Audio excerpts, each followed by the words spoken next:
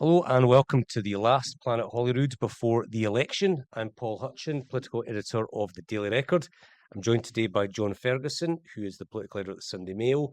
We've got Douglas Dickey of the Scottish Daily Express and Ruth Souter, who's the Daily Record's chief live news reporter. So we're recording the day before the election. The opinion polls still look pretty good for the SNP. They mostly show the Nationalists falling short of a majority, but being the largest party quite easily. And I think that a few thousand votes across half a dozen constituencies will determine whether they get that majority or not. But before we come to our election review, let's focus on a nightmare story for the SNP hours before the polls open. So Jordan Linden, who was the SNP leader of North Lanarkshire Council until his resignation, I think, in 2022, was jailed Wednesday morning for 18 months for a range of sexual offences on men and boys. Now, John, this was a story broken by the Sunday Mail.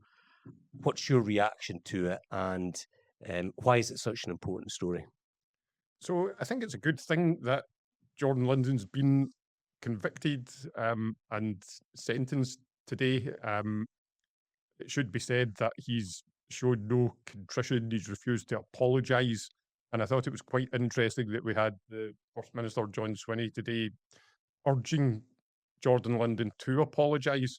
Now, that's all very well, but I think that the SNP themselves could also do with apologising for their role in this affair. The Sunday Mail started investigating Jordan Linden, or started initially hearing about complaints about his conduct in the summer of 2022.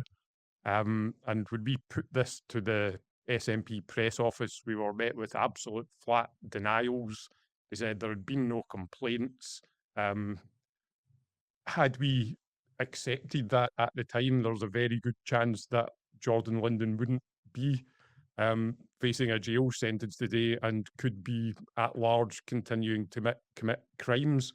There was the initial denial from the SNP, and then even after that, when the floodgates opened and we had multiple victims coming to us to tell of their experiences, the party continued to deny, lie, spin, obfuscate, try and find any way to bully us into giving up on the story.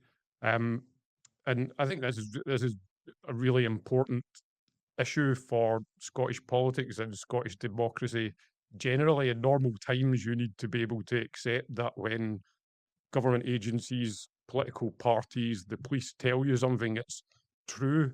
At that point in time, as a result of many stories that the Sunday Mail had been running, we didn't feel that we could rely on the SNP press office to tell us the truth, and we were right to have had reservations and to run this story anyway. Now, John Swinney's called for Jordan Linden to apologise and to show contrition and to take responsibility. I think that his sentencing today would be a good opportunity for the First Minister himself to take some responsibility for the SNP's role in this and to start to seriously address the culture, not just of secrecy, but at times all out lies that had been told by the party that is running Scotland's government and looks set to continue if the opinion polls that we're seeing are correct. So this is not just a story about a politician sexually assaulting men and boys. There is a cover-up claim as well that the SNP knew, that they were warned. Just talk us through that, because I think Anas Sarwar, the Scottish Labour leader, at his pre-election rally this morning, accused the SNP of corruption in relation to the Linden scandal. Yeah, certainly. So the initial story that we ran was in connection with an incident that had happened in 2019. We were approaching the party some years after this. We asked them, the information we had was that there had been an official complaint to the party and that compliance officer Ian McCann had been aware of it and dealt with it. Now, at the time of approaching the SB in 2022, Jordan Linden had just been appointed as council leader in North Lanarkshire. And the response we had from the SNP was that I think they use a form of words, no complaint had been logged. Now, if that wasn't an outright lie, it was certainly a ridiculous fudging of language to try to get out of telling the truth. The truth was that there had been a complaint, but that the SNP had decided to ignore it and not take it any further, and then allow this sexual predator to rise through the ranks of the party and continue to offend. So that's a very serious matter. There was undoubtedly a cover-up.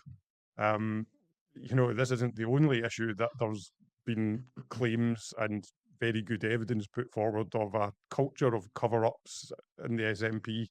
And yet there hasn't really to date been any kind of responsibility taken for that. And it's important because it's not just about one individual and their crimes. This is about an organization and the type of culture that they have internally, whether they're willing to face up to things and change, or whether they would prefer to lie and cover up and allow corruption and tyranny to fester within their ranks. So, Ruth, on the last campaign day before an election, political parties want to be getting out their vote, and SNP is having to explain the Jordan Linden situation. I mean, this is the last thing they want to be talking about at such a critical juncture of the campaign. On the last day of the campaign as well, it's every PR's worst nightmare. It's a disaster for him. So defending took place over 10 years. And that was while he was leader of the council, while he was chair of the Scottish Youth Parliament, and while I think he was involved with the SNP's youth branch as well. So I think it's fair to say there's definitely a predatory element to this as well. He had access to young boys during that period. It is just an absolute car crash for the SNP on the last day of their campaign for all of this to come out. Do you think it raises questions? I mean, a lot of it relates to the Scottish Youth Parliament as well. Do you think there are question marks over whether we should have a Scottish Youth Parliament if you've got, young teenagers and late teens who are maybe 19, 20? I don't know, does that pass the smell test in 2026? I think we should definitely have a Scottish Youth Parliament, and the politicians that are involved with it, they shouldn't have to be vetted because they're politicians. They should be reliable and they should be normal and not predatory, and they shouldn't be taking advantage of people in that branch. So no, I don't think it should raise question marks around the Scottish Youth Parliament. I think that's actually needed in Scotland, very much so, in every country, really. So I would imagine that a number of newspapers will splash this story tomorrow. I mean, John Swinney probably hoped that he would pick up some of the front pages, and there might be like the cost of living or stuff on NDF2. Instead, he's going to pick up newspapers, and it's going to be Jordan Linden's mug all across the front page. It's not where they want to be, is it? No, I think that's when voters go to cast their ballots as well. So everybody will have that in the back of their mind for sure. And it goes to show, the SNP has been laced with scandal for so long now. And this is just another example in a long line of examples. Isn't that the point, Doug? If you go back to the 2024 general election result, where the SNP had their worst result in a generation, that was against the backdrop of scandal. Operation Branchform was still ongoing. There were various other misdemeanours and controversies that dogged Nicola Sturgeon, Humza Yousaf, and of course John Swinney inherited that. This just reminds the ordinary voter that the last 5 years of SNP rule have been a bit of a disaster.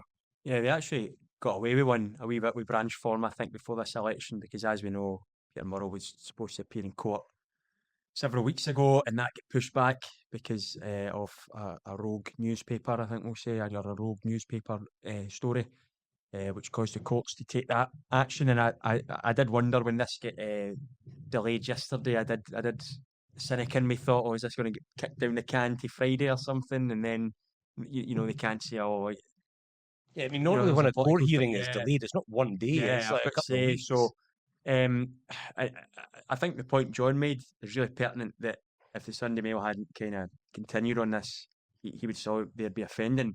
Not only that, there's a good chance Jordan Linden would be out there offending as a candidate in this election, as an MP, as an MSP, because this was a guy who was a rising star. He was earmarked for big things by the SNP leadership, which included at that point John Swinney. And again we come back to it. You say that John Swinney inherited these problems. John Swinney has been at the heart of the SNP leadership team for 15 years or whatever it is. If there's been a scandal in that time, then John Swinney is there. John Swinney's face is there, and I think it's been a dreadful week for him actually, because you go back to Friday and the kind of rights and wrongs of what actually happened, and did he or did he not get a message from President Trump? At the end of the day, John Swinney became a laughingstock, a meme on social media. And it's like rule number one of an election campaign: don't become a meme. I disagree with that. I think he came out of that really well, actually. Really? Okay, there were memes, but pulling out that message from Trump, which basically Trump said that he had a strong or a big role to play. I thought it was Labour actually came out worse than that. I In mean, the early that days of it. message. In the early for a days of it. start, Look, I mean, Trump himself said. well, Trump hasn't said that publicly. Well, he hasn't denied it. I mean, I think I don't think what's there's any happened is allegation that he's the made up the government. message. No, the government or SNP have went to Trump and said, "Oh, can you give us a wee comment on how John helped out or whatever?" Look, That's the US president praised the King and he praised the Scottish government. Didn't praise the UK government. but he only praised one in public. And of course, who was it that actually persuaded the King to bring it up with him in the first place? It'd been the UK government. Anyway, I think we're getting a wee bit distracted. I'm going to come back to this later on. He's had a few. I mean, I don't think Sony's had a bad campaign, but I don't think that the Trump thing was bad from at all. I thought it was good. I mean, the Trump thing, it was an own goal from Labour, wasn't it? If Douglas Alexander hadn't come out with multiple tweets accusing John Swinney of making up his involvement and saying this was all the King, then they would never have ended up with egg in his face. I think that message appeared, 16 hours after. Anyway, It still emerged though. I think it completely undermined the UK government's he asked for one. But got it. It's good. Listen, they've done it. I don't think Labour probably haven't come out looking great either, but I don't think Swinney came out looking good. At the end of the day, Trump came out and said the King done this, and then within minutes, Swinney's got an infographic on Facebook saying this was me. If you look at the course of the campaign, I think his trouble, most of Swinney's trouble probably come from Jordan Linden, because it erupted at the beginning of the campaign, now it's erupted at the end. Between those two points, I don't think he's really put a foot wrong. He's certainly not, but the thing is, he's not put a foot wrong because he's not had to do anything. The other parties, I think we're going to come to all this, but the other parties have barely laid a glove on him because every single other party, well, certainly Labour and the Tories have fallen into the SNP trap.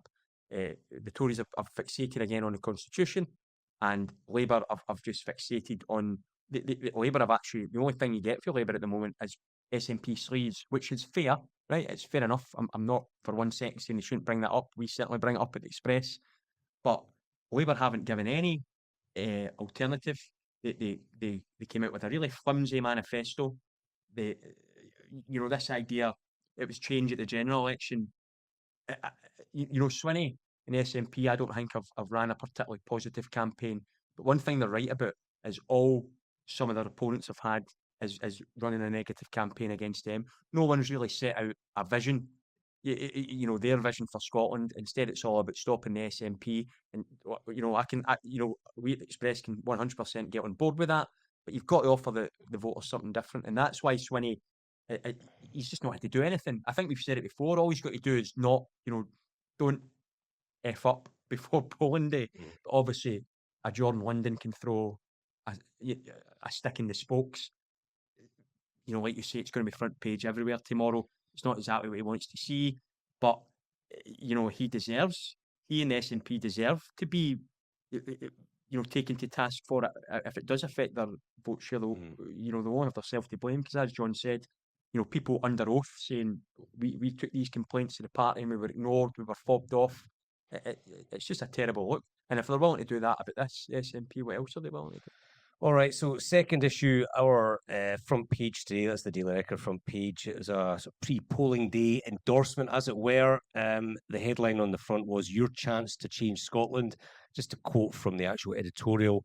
"An SNP and Green coalition would blow another 5 years on squabbling while the hospitals, the schools, the ferries and our kids wait." We cannot afford that. So we say a Labour vote still has purpose to keep reform out your constituency, a purpose to force the next Scottish Government to do the actual job, running the country alongside a Parliament with teeth. So basically what we're saying is we want change. That does not mean an SNP majority. We don't want an SNP Green coalition. Do you not feel, John, that with hours to go, if you look at the polls, we are kind of heading towards an SNP minority? It looks like they may just fall short of that overall majority. It feels like it. I mean, if you take all the polls together, I think the average would suggest that the SNP will be the biggest party, but they're going to need the support of the Greens to form a government. Again, the sort of outliers are showing some of them a majority for the SNP, which would be an incredible result for them. Equally, there's been others that have suggested that Labour might do quite a bit better than expected. So it feels like that's where we're heading. Speaking to candidates, the message I'm hearing is that even now there seems to be loads of undecided voters. So it's interesting whether things like the Jordan Linden scandal, the Daily Record front page, could have a last-minute impact on how people cast their vote. I guess the issue here is that, rightly, the Record is pointing to the last 20 years of like to be as kind to them as possible. Is it underachievement, and the economy has been pretty much in first gear for decades now. Public services are on their knees. I think most people would like change if they felt that it's not enough just to say we want change or we can deliver change. You need to kind of illustrate what that change is going to be. And the problem, I think, for Labour and the SNP at the moment is that while the SNP have shown themselves to have no particularly great track record running the Scottish government, Labour have proved to have been very unpopular running the UK government over the last couple of years. If they had managed to maintain the atmosphere of optimism and hope when Keir Starmer became Prime Minister, then you've got to think that Labour would be cruising to victory at the moment, but they didn't. People They are had like, winter we've fuel seen and the all the change rest of it. Keir Starmer's given us. We don't want more of Yeah, that. yeah. So it's our last problem. so it's all the same problems, isn't it? They're perceived to have failed on policy delivery, in terms of things like the winter fuel, two-child cap, and they've also been, the perception is they've failed in terms of their integrity, i.e. Peter Mandelson and all of that side of things. And similarly, the SNP, the policy failings are, there's a long list, and in terms of their credibility as a party, there's been the Alex Salmond affair, there's Jordan Linden, and countless other things. So I think people are feeling like they don't really have a particularly great option in the centre ground to vote for, and I think that's why we're also going to see the Greens and Reform do very well in this election. Ruth, just on newspaper endorsements, I mean, back when newspapers were selling many copies and there was no internet, they were quite a big thing. So you go back to The Sun in 1992, just absolutely trashing Neil Kinnock, and then The Sun again in 97 when they backed Blair. Do newspaper endorsements matter in the same way as they did before? I think newspaper endorsements give credibility to politicians and parties, and they can help sway voters that are undecided. Our opinions at the Daily Record, they definitely do reflect the values and the priorities of our readers, which can make an endorsement seem persuasive. I think endorsements as well, they can give voters a wider understanding of the issues that are really going on in Scotland to what they may not have had access to before. In 1992, what you're saying with the general election, I think John Mayer's victory was put down to the credibility of the Sun. Is that right? Yeah, that's Yeah. right, So I mean, I think at that time it probably did swing the election, but I'm gonna show all your ages here. I wasn't even born then. That was more than 3 decades ago. was 15. 15.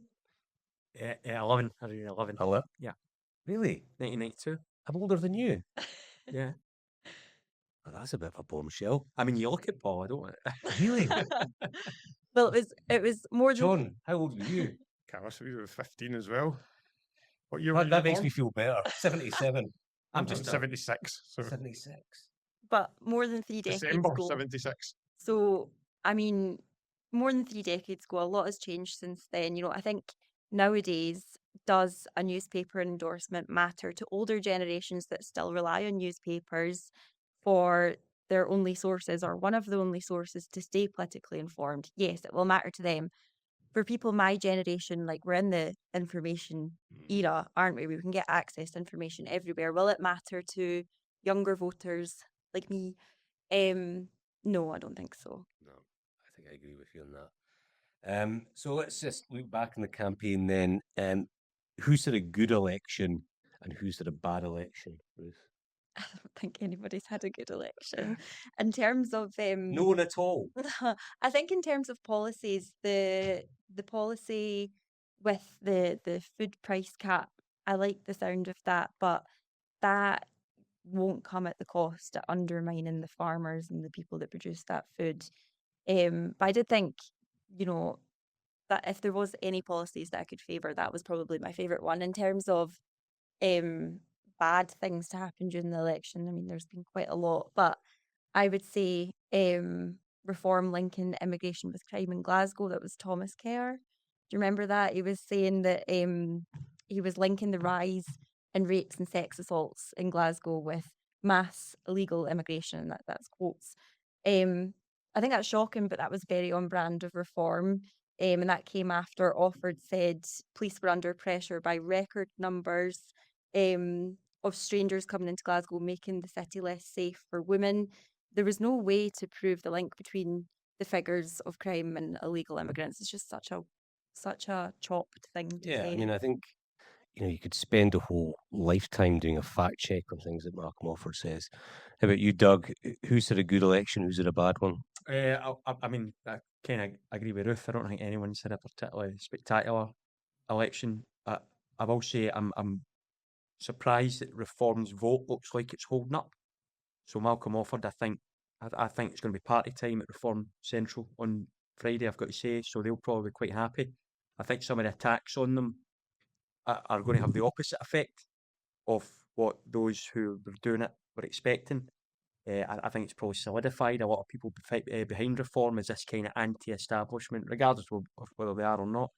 It's kind of solidified them. I mean, you look at we go back to the front page, your chance to change Scotland. I don't even think Labour, I mean, we've said it before on here, there's not actually that much between Labour and the SNP if you take the constitutional question out. So if you're wanting change, then you should actually vote Reform or you should vote Green, depending on what you're kind of, or Tory, depending on what. Change kinda doesn't side. have to mean ripping it up at the No, foundation. of course not. But I think the thing is, people want to see that happen right now. So, Reform and the Greens, for all their faults, they've got very clear visions of the kind of country that they want. And I don't think the other parties have really put that forward. So you're going Reform 1, Green 2 on your ballot tomorrow, yeah? Well, or maybe maybe the other way about. I don't know. I've not decided yet. I'm one of those undecideds. But no. But I whether you agree with them or not, they have a vision that they've set out, and it's there, and you can make that decision on it. Labour, I think, I've had, I feel like I'm picking on Nana Sarwar here. I think they've had an absolutely diabolical campaign. And I think the problem, and I think why that is because they've not set out, their vision. Anas Sarwar wants to be first minister. Yet I don't know what he would do as first minister. I don't know what sort of first minister he would be because they get right into the SNP trap of just getting involved in these wee tit for tat arguments with Malcolm Offord over coalitions and whatnot. And of course, he says that he wants to be first minister, Anas Sarwar. Yet he's ruled out saying, "Oh well, I would be first minister if." I need to rely on Reform votes. Well, I've got news for you, Anis. If you wait to be First Minister, you're going to need to. So all of a sudden, you either want to be First Minister or you don't. So it's completely mixed messaging from them. You've got I've got a lot of time for Jackie Bailey, and she's up the other day getting emotional, making her pitch, and I can understand why, because I think they've been. I think the Labour campaign's been absolutely dreadful, and I think it's going to be reflected in the polls on. I think it's going to be reflected in the result. Ben, my erstwhile colleague, thinks that the polls are underestimating the Labour vote, and he thinks that they'll do better than expected. But I've got to say, I think they'll finish third. They'll be behind Reform, and I think they'll be looking over their shoulder at the other parties. John, who's been good, who's been bad? So, I mean, I think that we need to be honest and admit that John Swinney's had a pretty good election campaign, if you think, or if you just set it in the context of the campaign. He took over the SNP a couple of years ago. Things weren't looking good at all. He has turned them around. He looks like it will be an incredible achievement if after 19, almost 20 years in government, and let's be honest, with a pretty hostile media landscape, if John Swinney managed to win another election and perhaps even a majority, which you need to remember, this was the Scottish Parliament voting system was supposed to have been set up to avoid that ever happening. So I think we have to face facts. Swinney's appears to be doing pretty well here. I agree with what you say about Labour. I think that I think John Swinney's doing well because of Labour's woes at Westminster, and I think equally Labour are doing not so well in Scotland because of their party's woes at Westminster. But nonetheless, yeah, they have failed to really set out a positive and different vision for Scotland, which I think that wasn't an impossible task. There could have been some more bold policy proposals in there. And actually, if you're looking at any Labour, any party leader you're looking at unforced errors, I think probably the issues around what he did or didn't say to Malcolm Offord in this TV debate, and remember you had the issue with stroke victims. What is it? They were smart. They weren't election defining stories, but they were unforced errors at a time when the party really didn't need anything to go wrong. So I think Swinney's done pretty well, and Ass hasn't really done enough. I kind of feel like Reform, as much as they've had a bit of stick, have been getting away with quite a lot. Sunday Mail front page on Sunday, we've raised the fact that, and I think it's quite incredible that people are going to the polls tomorrow. We still don't know how much money Malcolm Offord has given to his own party. I think that's a really important issue. He's come from nowhere to be the leader of the party in Scotland. He initially denied that he'd given the party any money. He's now saying, oh yeah, well, I have given them money, but I'm not telling you how much or when. So, I mean, the allegation is that this multimillionaire is buying his way into the Scottish Parliament, possibly as the leader of the opposition if things go his way, thanks to his money. Another issue that I don't think has been investigated nearly enough is whether he really is the wealth creator that he claims to be. He's certainly created wealth for himself, but it's unclear whether he's created wealth for anyone else, for Scotland, for the economy generally. He comes from a private equity background where the general principle isn't to grow the cake, it's to take a bigger slice for yourself.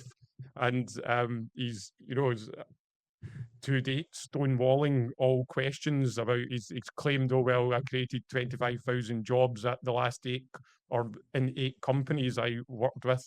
This was after claiming he had created or he had employed hundreds of thousands of people, which seems to have been a kind of ridiculous and untrue contention. He's now saying, oh well, I've helped create 25,000 jobs, given no details. So it's all very well to have 6 boats and 6 houses and 5 cars and all the rest of it, that's fine. But if you've done that because you've managed to siphon off a lot of money for yourself without growing the overall economic pie, then I don't know that that's the kind of person that we want in frontline politics, especially if they've got there by giving their own party a huge financial donation. So I think there's loads of questions that need to be answered with Malcolm Offord. So I think in terms of good election, I think my boss Neil will probably be punching the phone when I say this, but I think Ross Greer has actually had a pretty good campaign, particularly the latter half. I think if you read their manifesto, the Greens, there's a lot that's just complete rubbish. But Ross Greer, as a politician, I think he's able to condense a lot of the rubbish, focus on the fairly populist bits of the Green Manifesto, and speak to younger voters in a way that other folk can't in terms of political leaders. And if you look at him on TikTok and Instagram, he's very good on those very modern mediums. And you know, he had a good last campaign against Malcolm Offord when they had that sort of famous spat on the yacht issue. Now, I think Ross Greer was wrong when he said we need fewer Malcolm Offords, but in terms of a clip for social media, he did well, and I think he's someone to watch in the next Parliament. In terms of lows, I mean, I tend to agree with John on Malcolm Offord. I mean, I think he's got a little bit better during the campaign. I think he'd probably see his highlight as when he alleged to Anas Sarwar on that other debate that there was some sort of shady pact, because that did set the agenda for a few days. But he is quite a flawed character, and you can see that from the last few weeks. He's tetchy, he's boastful, and I just wonder if there's a group of 20 Reform MSPs, a bunch of clowns, cranks, and conspiracy theorists. How long is he going to last leading this group of people? You know, you probably see that he could make a lot more money elsewhere. He's getting like 70, 80 grand as an MSP. Every day will be a nightmare leading these people. And I'm not convinced that he'll be the leader of Reform in 2031. Who would want to sit around in the Holyrood debating chamber when you've got 5 yachts and 6, I presume? I'd be in the sports med. cars Well, you know the stories that used to be written about Douglas Ross, where he's missing parliamentary business because he's on refereeing duty. It's inevitable that he's going to be in a yacht somewhere and there'll be a debate on like women's rights or something, some piece of legislation, and he's off in the south of France. So I wonder how long it'll be before someone like Thomas Kerr takes over from Malcolm Offord. I think it's funny, you say tetchy and boastful. I think you could describe Swinney at times. In this, I think he has looked tetchy at times. He can be Yeah. tetchy. He can be. And- Is he boastful though? Oh, I think so. You know, they seem, well, for weeks he was cock a hoop, thinking he was going to get his majority. I think you've seen that roll back in the last few days, that they're already kind of, you've got Alan Cumming, rolled Alan Cumming out to talk about an independence super majority. And if you'll allow me to make a football analogy, John was talking about how he's turned the SNP around. As you know, Paul, I'm a Rangers man. John Swinney is the Danny Rowe of politics. I don't think he's turned anyone around. He's just slightly less crap than the last guy, and he's actually made a rod for his own back. And that, you know, I seen someone getting abused today for saying 62 seats for the SNP would be a failure. It will be a failure because John Swinney's made it a failure by making the majority the centre point of his campaign. You know, we were discussing it off air. Keith Brown saying that he's going to resign if he doesn't get his majority. He's made a rod for his own back. The polls suggest that he's not going to be successful in that.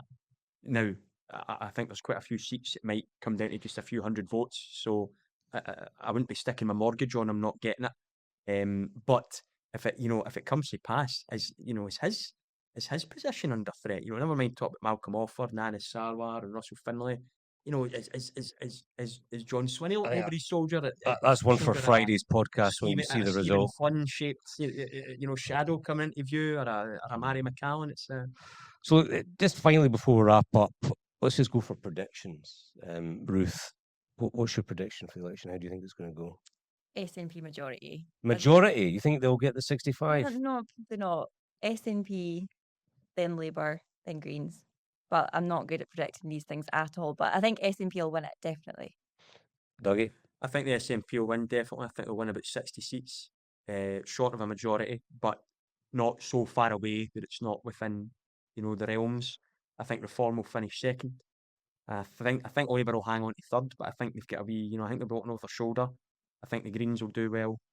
I think the Lib Dems will do well, and I think it's, going to be a bad day for the Tories, but probably not, not the wipeout that kind of people are expecting. The message from the Scottish Express is vote tactically on the day for the candidate best placed to beat the SNP. But I think that tactical voting is going to be really key in some, probably 15 to 20 constituencies that are, going to decide this election. But I think, the SNP are obviously going to win it, but I think they'll be just short of the majority. John? Yeah, I mean, I think if you take all the polls together, the clever money would be on SNP winning without a majority. And then the more difficult thing to predict is second and third. But I think that Labour will probably hang on to second place. And they're not second place right now. I know they came third last time, so that'd be an improvement if they came second. I mean, I think overall, overall, most polls have shown them in second place. No, I think Reform. Yeah, no, I think Reform are Right. overwhelmingly Okay, second. well, yeah, I think I think that's the battle. SNP are going to be the biggest party, and they'll be able to form a government with the Greens, who are also going to do pretty well. And really, the big story is going to be how well Reform do or how badly Labour do. I reckon SNP late 50s, early 60s in terms of seats, so easy first place. I think there might be a slight swing towards Labour, so Labour and Reform neck and neck for second, then the Greens, then the Tories and the Lib Dems. I do think, as you were saying, Doug, that although the SNP highly like to win this election, given that John Swinney made such a big thing about winning an overall majority, if they fall short of that, inevitably there's going to be question marks about its future, because people in the SNP will say, well, what is the path to independence? You laid out this path, it's been blocked, and people in the SNP are impatient when it comes to Indy Ref 2. So I could see John Swinney lasting for maybe 18 months, but by the time of the next Westminster election, either Stephen Flynn or Mary McCallan will be in the hot seat. All right, that's great. Thanks very much to Ruth, to John and to Dougie for joining me. Thanks also to the Daily Record video team who produced this episode. You can listen to this episode on Spotify or Apple Podcasts or watch it on the Record YouTube channel. Don't forget to follow us on Instagram and TikTok for the latest news and the best bits of the podcast.